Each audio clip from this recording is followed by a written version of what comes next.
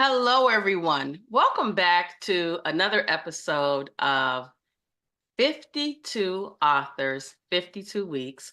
I'm your host, Dr. Lisa L. Campbell, also known as the Growth Motivator. And today I have with me Esther Deutsch. And for those of you who are wondering, I practiced that before we started our recording. And Esther is the author of Musings of a Networking Maven, a practical guide to self-awareness. Ooh, let me say that again for the people all the way in the back. Self-awareness and business networking skills. Powerful, powerful, powerful. That one statement is so powerful. Esther, how are you today? I am doing well, super excited about this conversation. Happy to be here and thank you for having me. I'm probably more excited than you are. And I'm going to Not tell you possible. why.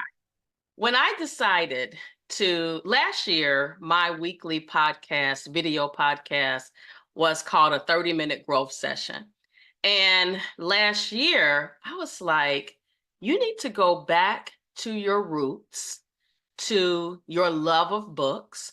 I've shifted my life where I am in a position where I'm constantly reading. So you kind of see some of my books behind me. There's more. I think I have probably 300 books behind me going up the ceiling. But as a child, my father took us to the public library, the Chicago Public Library. And back then, I didn't really understand the why.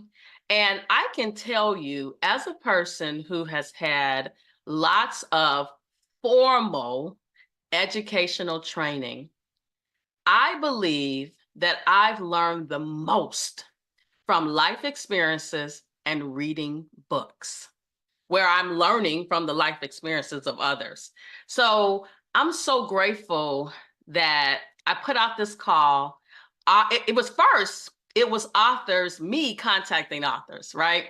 And now it's where authors are actually contacting me saying, hey, I got a book. I want to be on your show. So talk about making dreams become reality. But this is bigger than me. It's bigger than you. And this is the reason why. I don't believe you're in Florida. I'm in Chicago. I don't believe that kids today have a love for reading. Some kids do, right? But I believe that there's this misconception that everything has to be about formal education. But I can tell you, every book that I've read has impacted me in some shape, form, or fashion. And that's just from taking the time, some me time, my self-care time, to sit and read books. So I'm so grateful that you wrote this particular book, and I'm going to tell you why. Self-awareness. There are so many people out there today, no matter what industry that they're in, that they have not reached a state of self-awareness.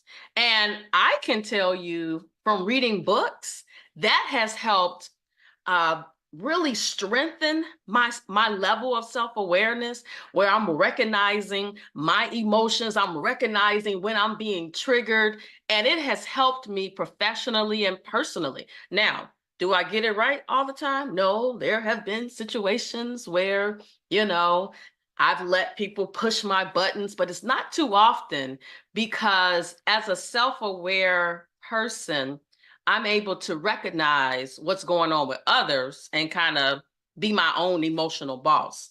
But this networking part, as a healthcare professional, and I'm going to be telling everybody about this book, and I'm going to tell you why.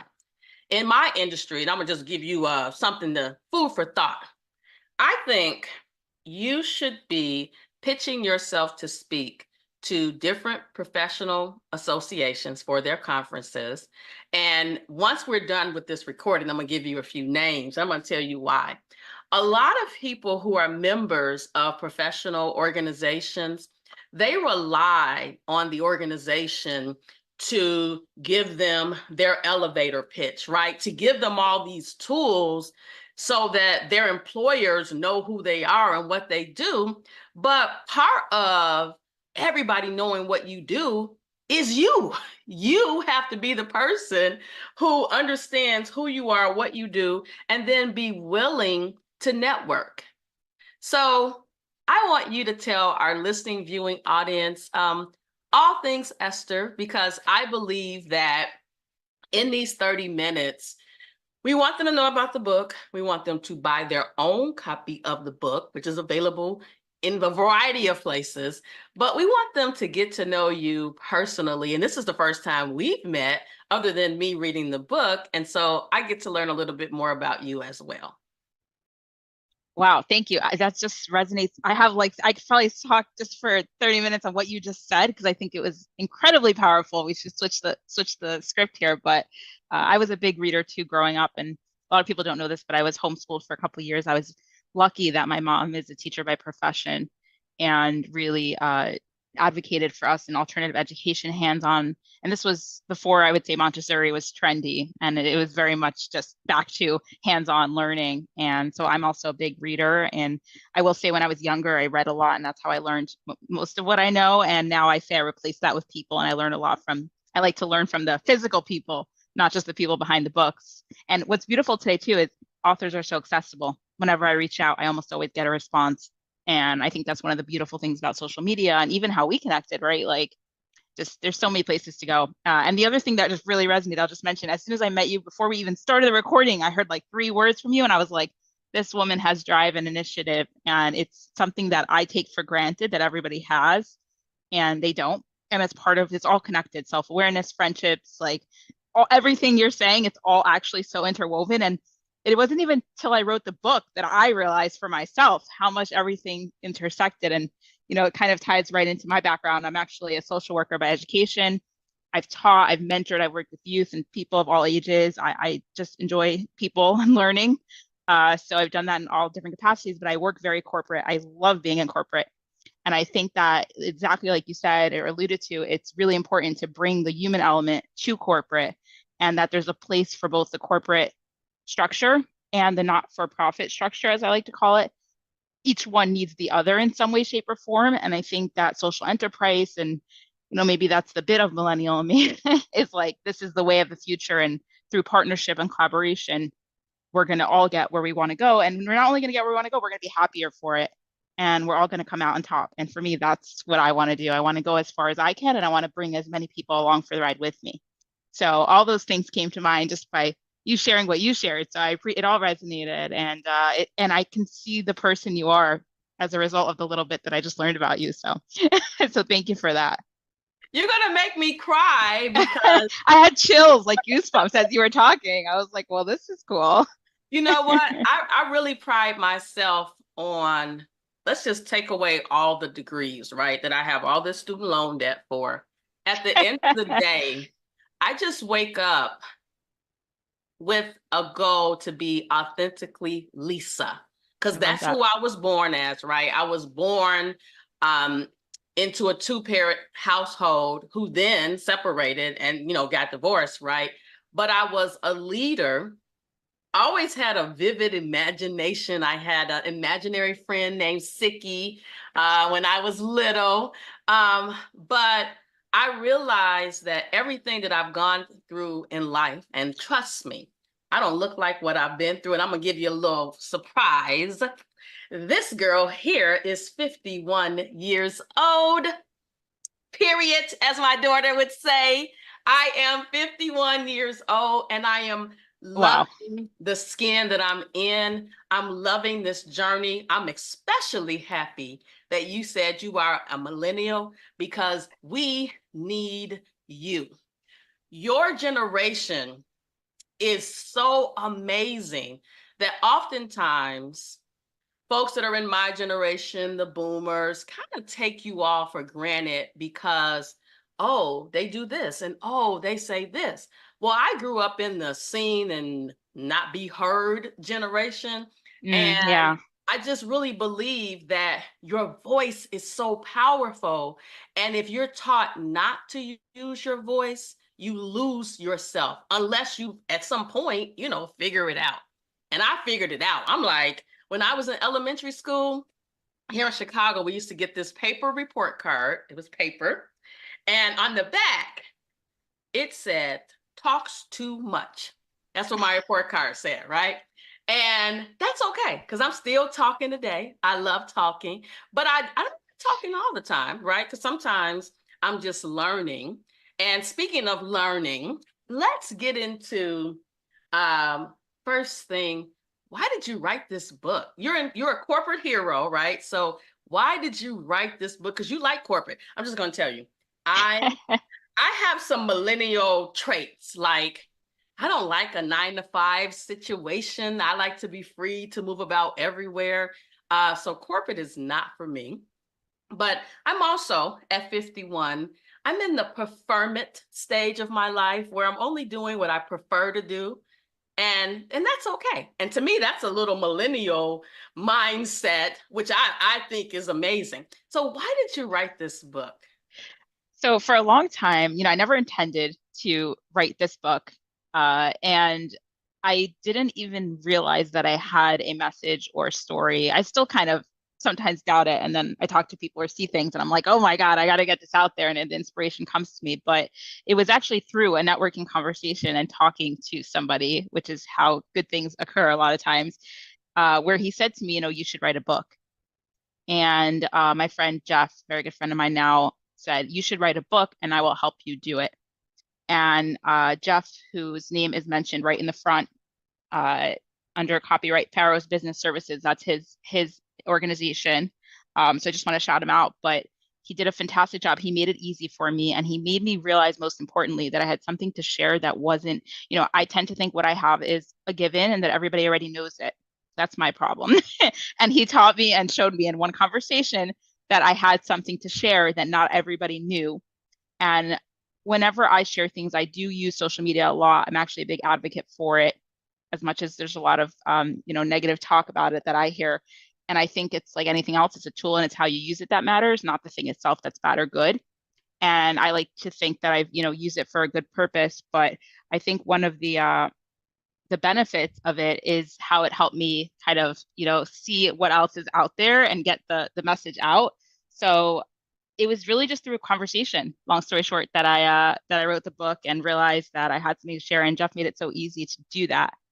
And so, here we are, and hopefully it's helping people. And actually on the social media side, one of my rules for how I use my own social media is I think before I share every single thing, will this help somebody? And that is how I use my media. So if the answer is yes, I share it and share it and share it and ask people to share it and don't feel any sort of bad way about spending the time sharing it. And if the answer is no, then I don't want to share it and I don't want anyone else to share it. And that has led me to actually share a lot because there's a lot of opportunities to help people, whether it's raise money for charity, share good causes, or just help people get exposure that they might not get on their own. So that's sort of the little backstory on that. Well, first of all, thank you, Jeff, Yes. because there are some people who need a Jeff in their life, right?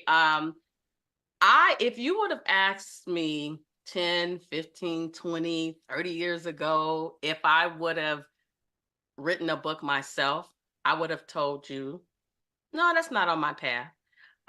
If somebody asked me if I was going to go to college, no. When I was 16, I started working at McDonald's as a manager, and I was making, don't judge, $3.35 an hour initially. And then Wow. I got to $5.90 an hour and I was doing big things. And I went to Hamburger University and I was like, I'm going to own a McDonald's, right? So college was really not in my view. But then life happened and I realized that in order to take care of my daughter that I had, that I needed to, get a formal education so that I could take care of my family. But writing a book, no. And what I've come to realize is that the book is not for you. The book is for the thousands of lives that you're going to touch. And there are so many people who don't network. Number one, they don't know how to network. But most importantly, they don't know enough about themselves to even be in a healthy place to network. And I know some people are introverts And so the thought of networking just kind of freaks them out. But I have found, for me, one way that I calm my nerves about networking is to first just always have a smile on your face, right? Because you look approachable. Um, but then I use my eyes. I use my eyes to smile. I use my mouth to smile. And I'm just surveying the room and seeing who's there and what are they doing and how are they talking to each other. Um, but sometimes I got to get up out my seat or move away from the corner that I'm sitting in and go over and have a conversation with someone. And I'll tell you, the funny thing is, most of the time when I'm in a networking situation and someone approaches me, they'll say something like, "Oh, so are you a student?" And then I'm like, "Oh, no, no, no, no. I'm Dr. Lisa L. Campbell. I've been in healthcare for 32 years and I do blah, blah, blah, blah, blah. But I'm self-aware of who I am, where I've been, that I'm able to explain that in a room. But so many people will be like, "No, I'm not a student." And then that's the end of the conversation, right? Because people look at you and make some perceptions about you when they don't even know who you are. And I firmly believe that you teach people how to treat you. But if you don't know who you are, how can you teach them? It's almost like you got to give them a user's manual on you, right? So that they know how to work with you, especially in corporate settings. I think so many people are bullied in corporate settings because they don't know who they are, they don't know how to speak up. And I'm hoping that this is the first step to getting them to figure out who they are. So, Thank you. Wow. Thank you. Thank you for that. oh, there, I listen, want you to write part two. You write part two. You do not need hey, this book, my dear.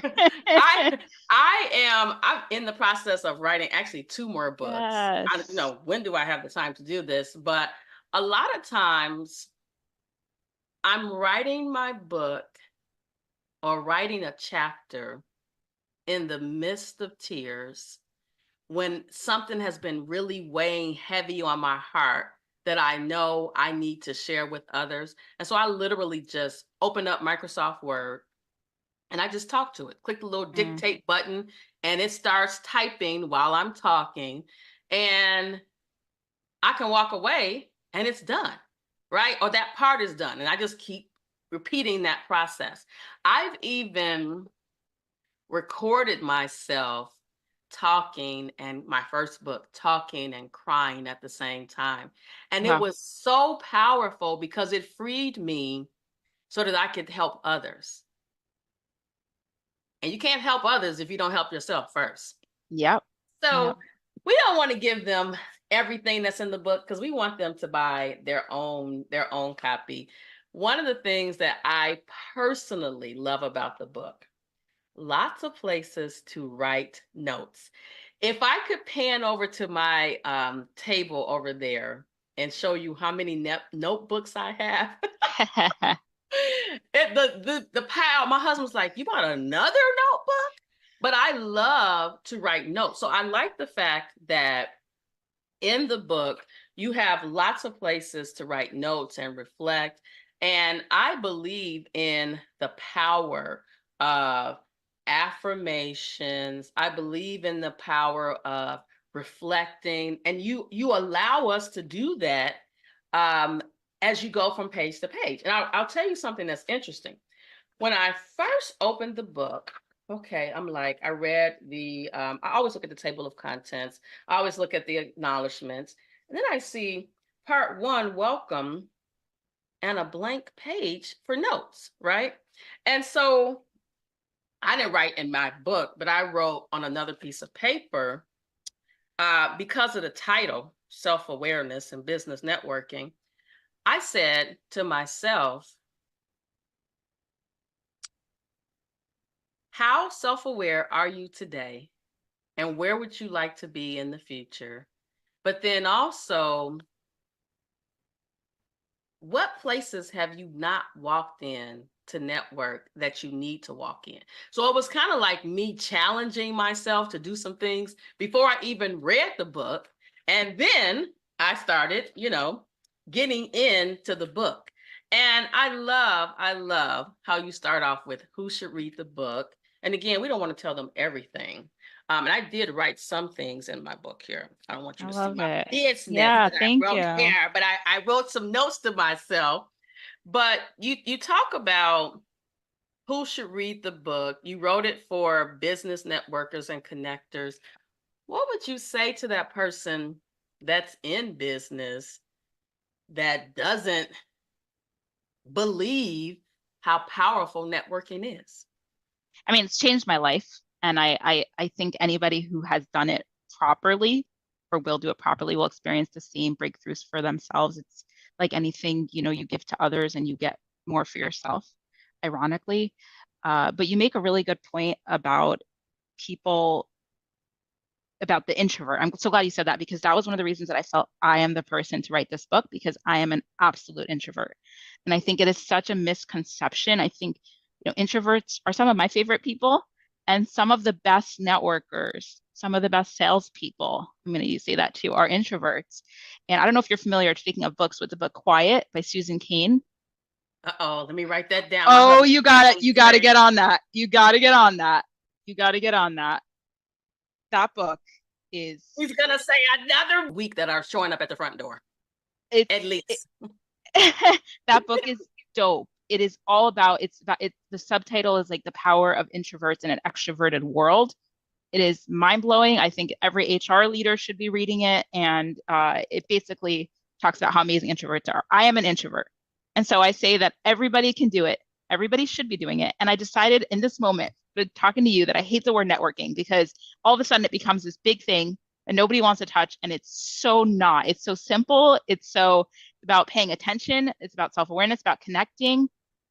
And it's really actually simple, and it's about noticing and then doing something about it. It's really that simple. I think it became this big scary audacious box, and it's really just so simple, and it's about paying attention to people, learning about them, and then doing something to help them get where they want to go, really. And in doing so, help yourself. Like that's it. That's the whole book. And it's just, there's different ways to do it practically, and it's through small things.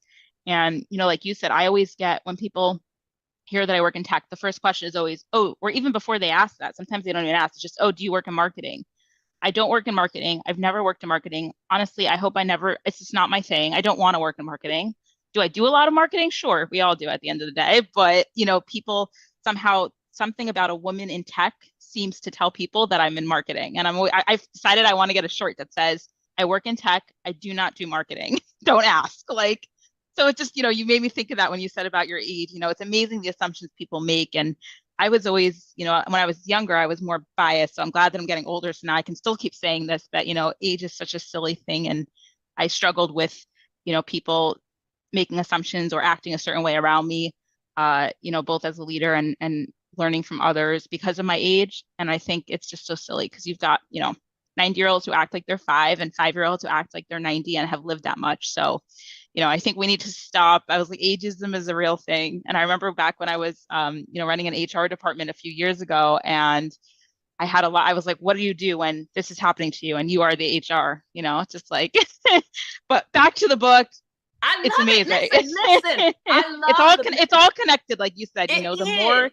you know about yourself, the more, and I have this crazy belief that if we all leaned in more, again, to your earlier point, to who we are, and we embrace that instead of trying to be other people. And I have both this big blessing and horrible thing that I just don't give a 4-letter word about what other people think. Never did, never will. And I think it has, of course, it could get, sometimes you do need to care a little bit. And I'm learning to find that balance. But I think the fact that my self-worth isn't dependent on what other people tell me to be or think I am has really given me the opportunity to be in so many places that I haven't been in. I'm going to think about what you said too about where do I need to be that I'm not now because I'm afraid. I try to be fearless because we only live once and we deserve to be and do all the things that we want to do or think we can't. And we will, if we, like you said too, I think we tell the world what we expect. And I also had the curse that from a very young age, I always expected more from the world, which is sometimes a challenge because you don't always get what you want, but at the same time, it has given me more because I expect more from people, from the world. And so it lives up to, what you expect from it. So I love what you shared. And it's just a lot of that is in the book. Like I said, you'll write part two, and I will be here interviewing you, hopefully. I love it. I love it. Well, Uh, listen, we might need a wheelbarrow to carry all this knowledge that we're going to have to impart. But something that you said, the word networking is probably scary. So maybe, and this is one of the tenets of emotional intelligence. What about relationships, building relationships? exactly. Because I'm just going to tell you, on my page 8, what part of this resonates with you? Why do you want to continue reading this book? And I just actually said, I want to add revenue to my brand. And I believe that my brand has a place in this world. There's a need for what I'm offering. And I want to do that, but I got to bring revenue in, right? I can't do it for free because I got to pay my bills and my student loans.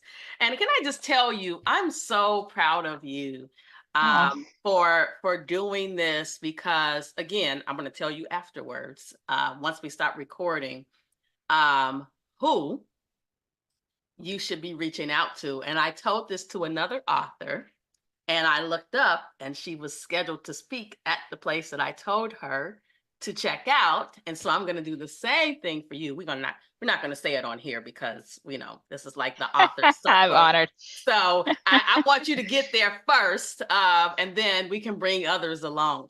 So I'm proud of you for writing this book. I think about my daughter, who is 26, maybe. Oh, I just know my age.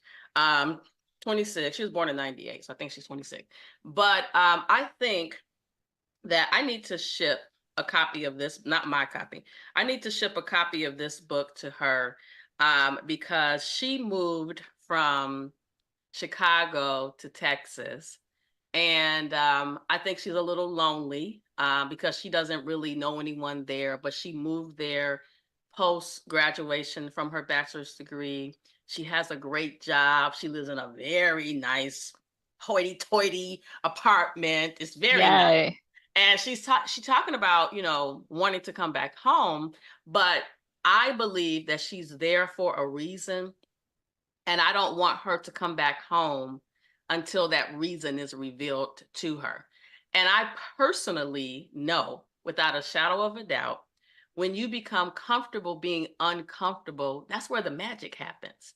And so sometimes we Absolutely. run away from networking, building relationships, writing the book. Thanks, Jeff.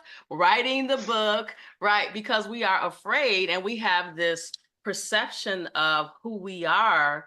And sometimes it's about who we have led ourselves to believe that we are, but we're not really that person.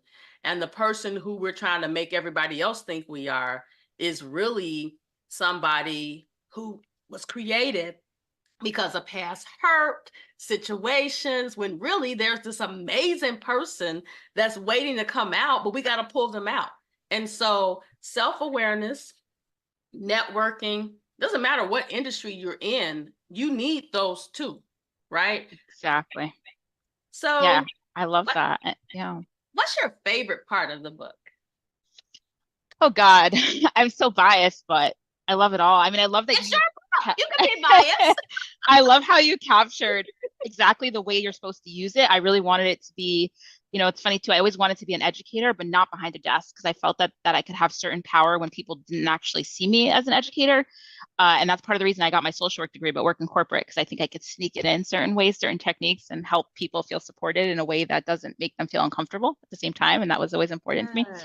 So I love that I wanted this to be more of a conversation, even when I speak a lot and I love speaking. And again, I was born an introvert, and I always joke, I said no words till at 16, I moved to New York City on my own, and I loved it. And I always say I make up for it now, all those years that I didn't talk. But again, I say that because if you're shy, quiet, I was and am all those things, and you can be those things and still, write a book and do all the other things too. So it's like anything, it just takes practice. But gosh, my favorite part, I mean, what I hope people get from it is how meaningful life is when you approach it from this perspective. And I think that also has served me very well as a like mindset and just the connection between the work you do on yourself and how that impacts what you give and what you get. And so it's worth it. Like I think the best investment you're going to make is in yourself. And it could be through my book, it could be through any way. You know, you got to be open, curious, and always learning and not complacent. And those are my kind of people. Those are the people that I look to connect with. And something else I just share real quick, because it's mentioned in the book, but I think after I wrote the book, you know, I'm still learning. And like you said, we're all evolving, and who I am today is not who I'm going to be tomorrow. And I'm happy to say that. And so I've learned that people, it bothers me every time I see it. I'm so sensitive to it because I've worked, you know, with many people in different companies, especially corporate, and people are so picky with who they connect with. I'm picky too, but what I care about is their values, the mindset, what drives them, why they want to connect, things like that. People are so particular about things about what they could do for you, even if they don't say it directly. If you dig deep in yourself and you ask yourself, why do I want to connect, or why am I reaching out? You know, it's more about them and what this person could do for you. You're never going to find all the things that I tell you can get or that I'm telling you now by approaching your networking or life that way. The way you approach life, the way you approach your gym workout, it all connects. It's all the same, and it's what drives you. And I always say, you know, they say like start with why. That was a big thing in my generation, and I'm a big believer in that. But I'm like, start with why and start with who. If you could get the why and the who in place, the what is always going to be there and follow, and you're going to do great things and you're going to be happier. I always say that too. You will be happier. So, you know, I think that if people could take that message from the book and also just from our talk today, I certainly got that from you. You know, I think it's important that if you're not finding, people are like, it's not working for me. I'm like, you've not given enough. If you want something, you go give that thing and then you will get it back. I promise. It works every time. So you haven't done enough of it. You're not doing it right if it doesn't happen that way for you. So I love it. Oh my gosh. You know, it's one of the hard. things, I'm saying it it will be is. hard. It's hard. It's hard. There's days you want to cry, especially if you're an introvert, and You that's want to okay. cry, you do cry. You Exactly. not you Yeah. want to cry, you I'm do not, I cry. don't want to paint some big, you know, picture. It's like anything, what you put in, you get out. Networking is no different. I was telling people too, I give time and attention to it every single day. I invest in my own network. And so that's how, you know, you reap the rewards of what you put in, you get out. So again, same as life, same as yourself. You know, everybody sees what happens at the end, but they don't see the years of work. And I could say that for myself too. I was bullied as a kid. I was very shy. I did not have much to offer, you know, as a young child in certain ways. And I worked on myself and I continue to work on myself so that, you know, I could contribute to our society in a better way. But it's not easy, and it's constant self-awareness, evaluation, you know, having great people like Jeff, like you around, and leaning on those people who do have that expertise and perspective that you have to help, you know. So Yes, and something I will tell you that a lot of people don't realize, it doesn't matter your age, your ethnic background, your gender, your financial class. There is something that we can learn from each other, but we have to be willing to listen and learn. I worked with a yes. coach who taught us that we should be learning faster than we're growing so that when we get to where we're going, we're prepared. But if you Wow. don't put your, it's powerful, right? Right? It's beautiful. It's But if you don't put yourself in position, yeah.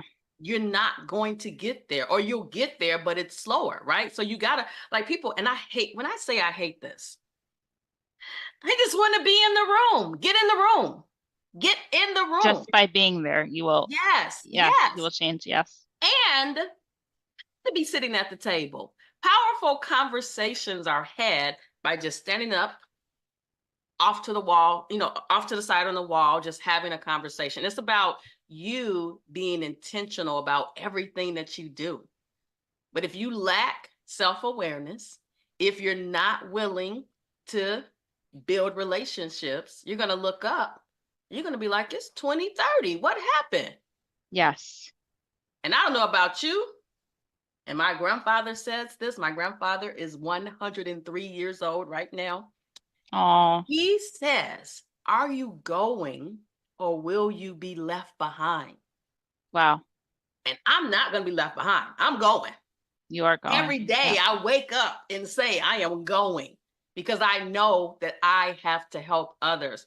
I really want people to realize, because some people say, I don't like reading. Reading doesn't hold my attention. But this is what I realize. Lots of keys to success in life, in business, personal, professional, are in a book. And so those who choose not to read are missing out. So I'm doing this 52 authors, 52 weeks, hoping that every episode will touch just one person. And then they tell somebody else and they tell someone else. And I heard that book clubs are back on the rise. And so I want them to have conversations about books that are not just novels about juicy romance and all of that, right? I want it to be something where they can sit in a circle and say, let's assign everybody to do a certain section of this book. And then everybody stands up and talks about something that they need help with, right? So on page 11, do I need a business network? You need a network, period.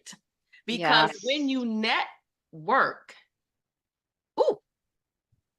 when you network, it improves, it enhances your net worth. You heard it here, folks. This is perfect. That's great. And then if I could just add to, I have a quote in there. It's like one of my favorites. It's about leadership. And it goes, leadership is a stance in the world. It's not a job title. Because that's another term. People wait for a title or something to be given to them for them to say, I'm a leader. Who is a leader? Every single person who wants to be. You listening are a leader now. I don't care what you do. I don't care if you're at McDonald's working for 3, you are a leader. People are watching you. And the question is, how are you going to step up, or what are you going to do about it? Because somebody is watching. And I think too, people need to understand, like, leadership is taken on. It's not given. I've never waited for somebody to say, do this. You see something, and that could be also like something on the floor, pick it up, because you are a leader. It'll change your life when you start acting like one. You will become one, but that's besides the point. That's just a byproduct of acting like it. So, well, listen, folks, I have enjoyed having this conversation with Esther. I want you to get your copy of the book, Musings of a Networking Maven, a practical guide to self-awareness and business networking skills. And for those of you who say, I don't want to network, relationship skills, building relationships with others that can help you grow, because you cannot tackle life alone. You need a network. And I would go as far as to say you need multiple networks, right? Because one network is not a one size fits all approach. You need several networks where you can help each other learn and grow. Beautiful. I also just want to share real quick, the book costs money because Amazon made me charge for it. I did not want to charge for it. It's a requirement to have it sold on Amazon. So all proceeds that come from the book are going to charity. Just want to put that out there. They do not come into my pocket. So there is a cost because it needs to be there, and know that you are supporting a good cause. Probably one of the ones that are listed in the book. Yes. So you just beat me to it, because I was going to ask, where can they purchase their own copy of the book? So now we know Amazon. That's where I got my copy from.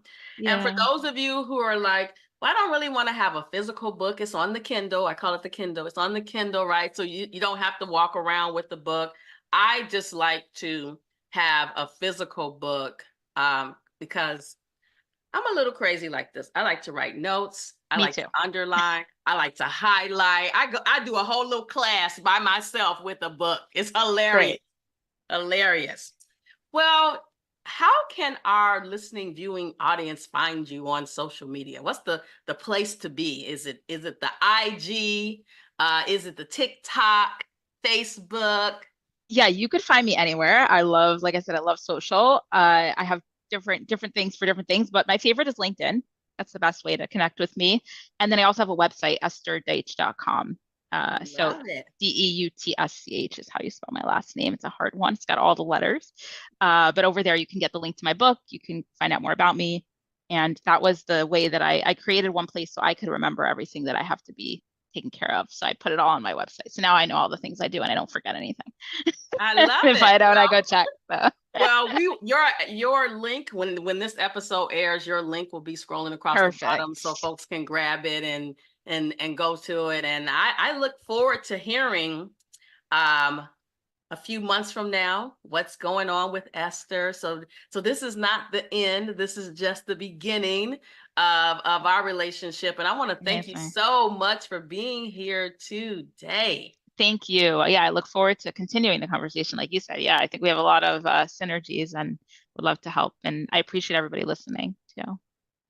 All right, everyone. This has been another amazing episode. 52 authors, 52 weeks. I'll see you next week. Thank you.